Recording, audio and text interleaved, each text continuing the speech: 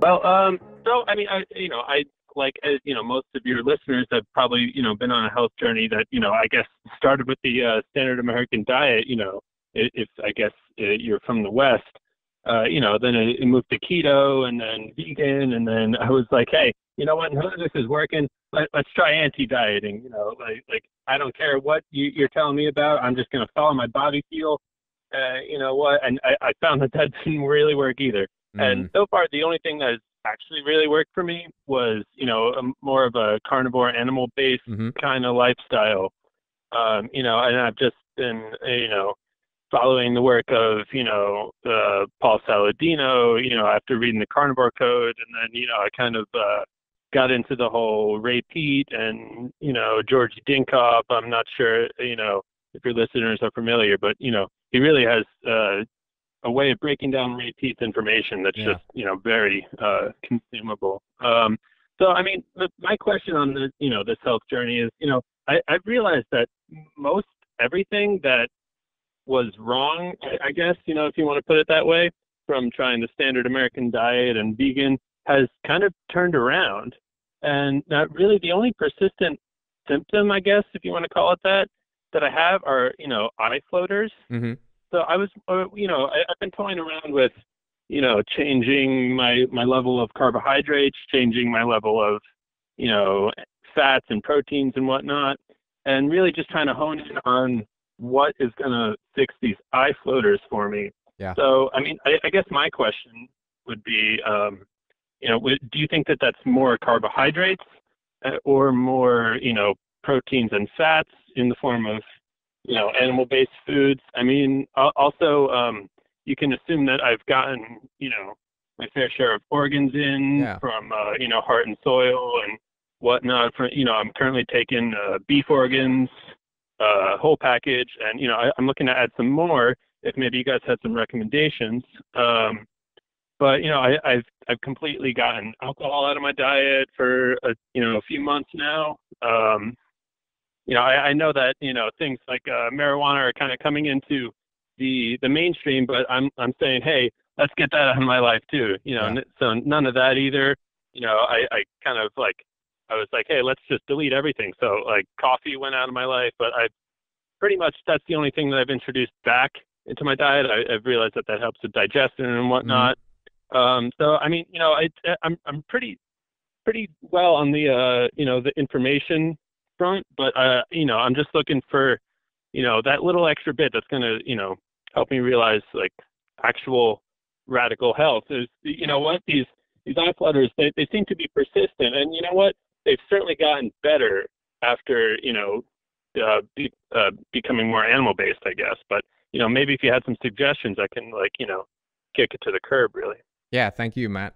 It sounds like you're well on the path and you're consuming the right kinds of information, and you kind of like got to go full circle, right? You've got to kind of understand what doesn't work to arrive at the point that this is moving the needle in the right direction.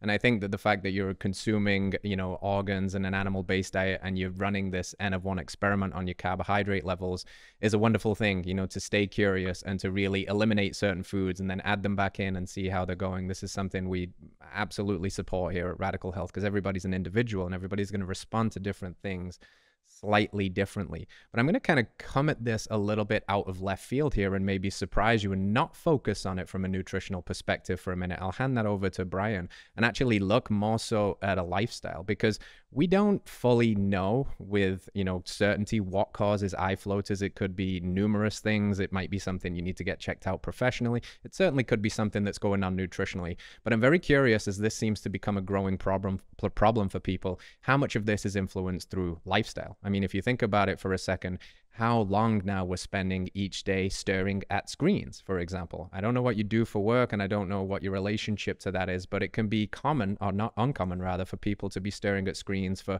4, 6, 8 hours a day and also not getting the appropriate doses of natural light in their eyeballs, on the skin, outside, looking at the sky, looking in the direction of the sun.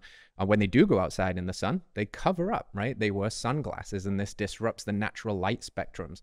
So I would actually say that, the nutritional stuff is, of course, very, very important. And we want to provide certain nutrients like vitamin A and EPA and DHA. and all of that stuff, because the retinal cells definitely seem to be some of the cells that age quicker. But I would posit that something might be going on in the lifestyle here between our natural light environments, our screens, the artificial exposure to blue lights that can be quite harsh and cause a lot of stress. That could be something going on there. And now I'll let Brian bring that home with potentially any recommendations that he's got, maybe more in the realm of the nutritional space. I think it is more lifestyle based. I think sometimes we get too focused on nutrition stuff because it's what we care about, but not everything can be nutrition. It is most things, but it's not absolutely everything. And I would say, man, you got your nutrition stuff pretty dialed in, right? It sounds like you're on the right path. So I don't actually have any nutrition stuff for you. I'd say let's focus on the lifestyle stuff, possibly. Good ideas. And then I say just time. I mean, it's not going to happen overnight. And it sounds like you've already had some improvement. So let's just give it some time. Yeah, Matt, I know that's sometimes borderline frustrating because what do we want? And when we want it is usually now. But like Brian said, it seems like you're really on the right path, and consistency and time will take care of the rest. If you do reflect on that answer about potentially these lifestyle factors, then there's your potential solution. There's something to work for. Okay, how soon after waking am I getting outside and exposing my eyes to natural light? If I am the kind of person that is working on a screen 6 to 8 hours a day, maybe it's time to look at investing in some blue light blocking glasses, the clear lenses that just reduce a little bit of eye strain. Those would be some of the solutions right now, because to hammer home on these nutritional things that you're doing, I don't think would be able to go much further than you've already taken yourself. It sounds like you've really dialed in. You're getting the organs in the diet. You've removed the refined foods and the processed seed oils. So I think you're doing pretty good, man. Let's look at lifestyle and see how that lands for you. All right. Final caller for the day is Randy from Arizona. Randy, welcome to the show. What can we help you with? Yeah, good morning. Thanks for taking my question. Just have kind of a general question, I guess. I'm 67 years old, and I've been blessed with really good health and genetics. And just in the last year or two, I started to come to terms with my mortality. And college athlete, and I'm at the point where I can maybe pinch more than an inch on my belly, and thinking maybe it's time to start thinking about taking my diet and health more seriously, and stop relying so much on what I consider to be just basically my good genetics. Yeah. Thank you very much, Randy.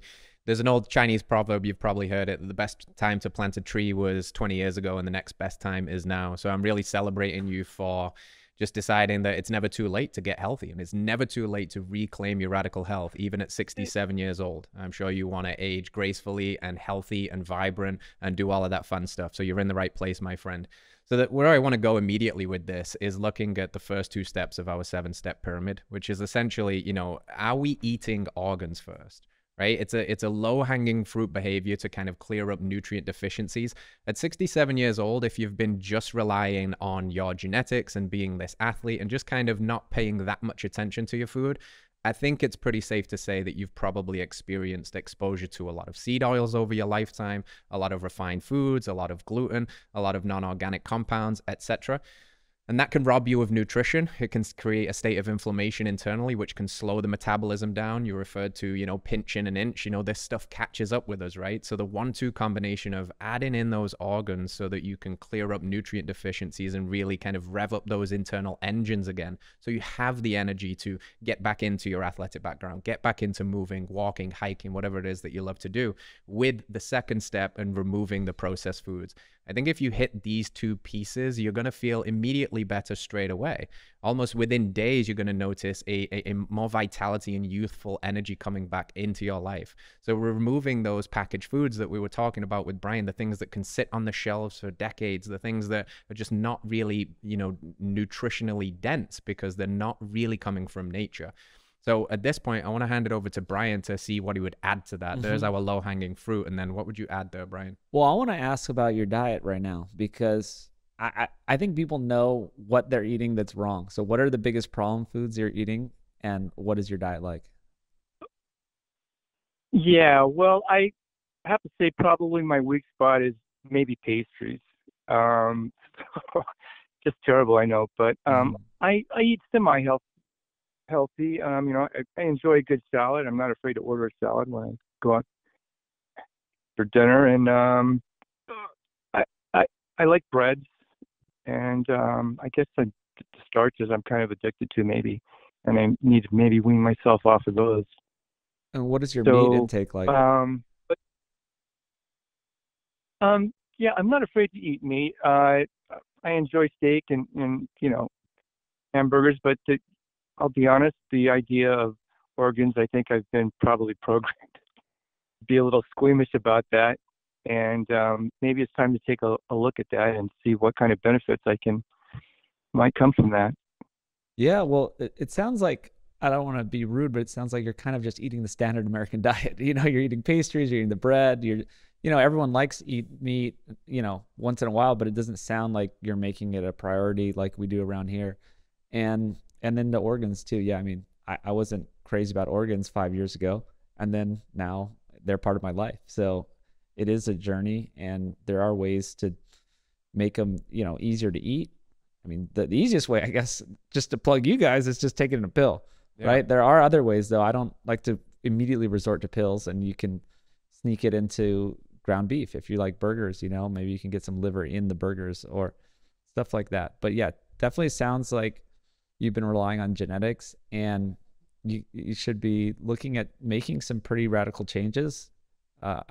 I think you didn't hear what we were talking about earlier, but I mean, if you can take out the bread and the pastries and add in more meat, that's my easy fix. Like, let's just add more protein and then take out the most refined parts of our diet.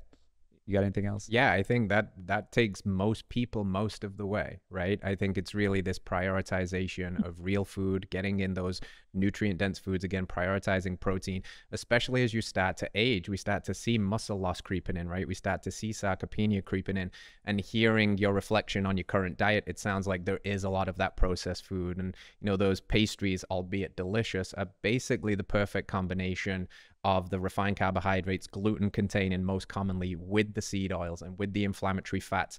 So maybe it's time to just look at doing a little bit of elimination experiment, And we don't need to be perfect with any of this, because what we do most matters most, but give yourself a really good time frame here to really deprioritize those foods, to take out the breads from the diet, to take out the pastries from the diet, and to double down on the real food. Don't be scared to add an extra serving of protein to your meal. Don't be scared to ditch the salad that you said you're eating for lunch and maybe go for the hamburger without the bun, or order the steak. Really prioritize that. It's going to make you feel full. It's going to give you the vitality back that you want and get you moving again. So to Brian's point, just eliminate that processed food, really get clear with yourself where that's sneaking itself in, address why that's coming in sometimes, usually just because it's very easy, it's very convenient, and it tastes delicious. But ask yourself, is that really what you want in the long run? You're reflecting now about aging really well and aging with health and vitality. So we've got to sacrifice a little bit, but the thing we get back on the other side of that won't even seem like a sacrifice in the long run, because you're going to be feeling better than you've probably felt in 20 years. So best of luck on your journey, Randy. Deprioritize that and circle back with us. We'll get you feeling good. And what we'd like to do is get you some of those organ supplements to help facilitate and on-ramp you into this lifestyle, because I bet within a week of taking those, you're going to feel like a kid again with your energy levels. So get after it, Randy. We'll see you soon. Hello friends, if you enjoyed that clip, then you can watch the entire thing by heading to this link over here, or you can find us wherever you find podcasts by searching Radical Health Radio. If there's value here, please hit that like button, let us know in a comment what your biggest takeaway was, and hit subscribe. Support the show as we support you. We'll see you soon.